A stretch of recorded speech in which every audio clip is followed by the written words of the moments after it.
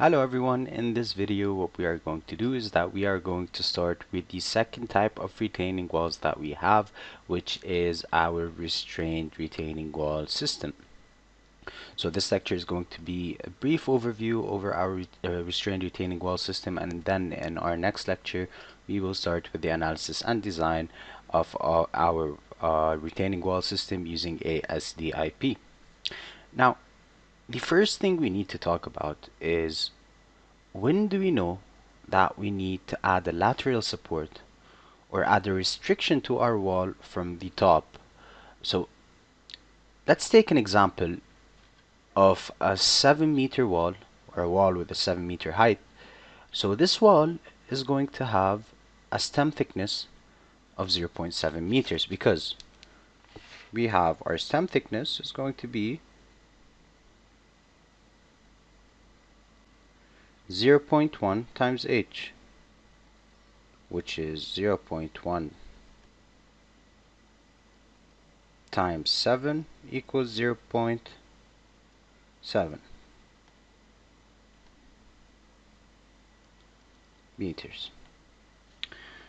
So if I have a restrained, or if I have a wall with a 0.7 meter thickness, what this means, along a large length, this wall is going to require a huge amount of concrete, which is not really an optimal design. It's not feasible for us.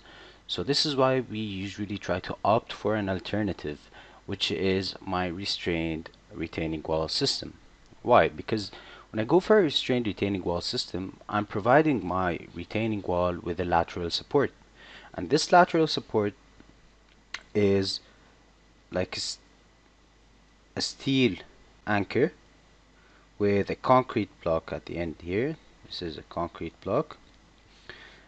And what this happens, or what this does, is that it changes the behavior of my wall. So to better understand the change in behavior, let's draw our analytical model.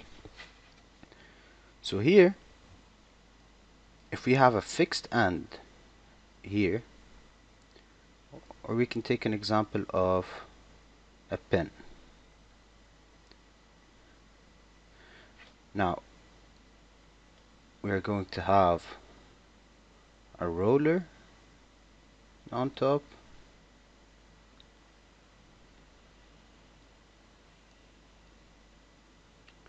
so the bending moment diagram of a fixed end here from a restrained wall system is going to look like this, whereas this here is going to look kind of like this. Now we can see here what we did was that we were able to reduce the negative moment that we have here.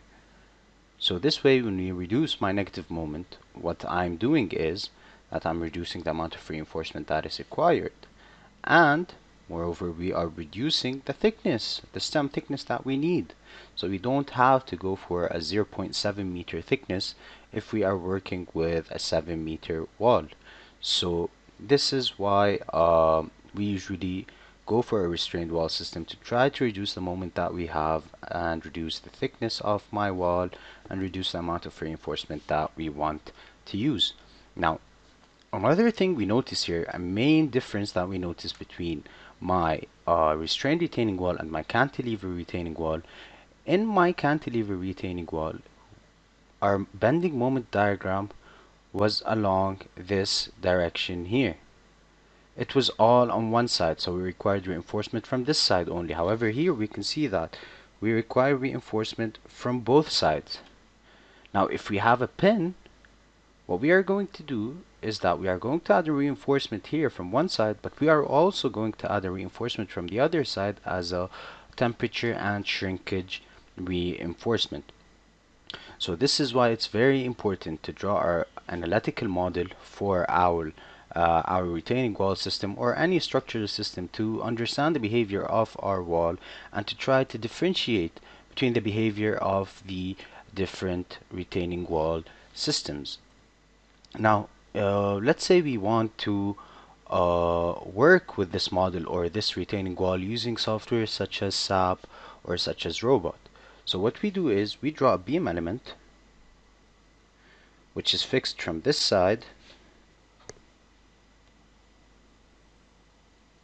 here, and has a roller from this side, and we are going to draw a uniformly distributed load that has a magnitude that is equivalent to K A gamma S H. Now what we are going to do is we find the bending moment of this model here.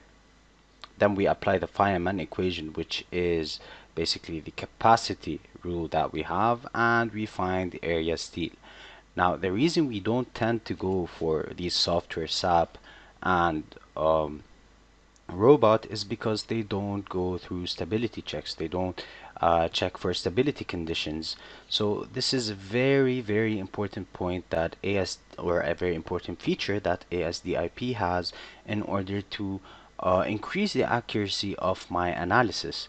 So this is why we are not using SAP or robot to model or to analyze my retaining wall system. This is why I refer to ASDIP.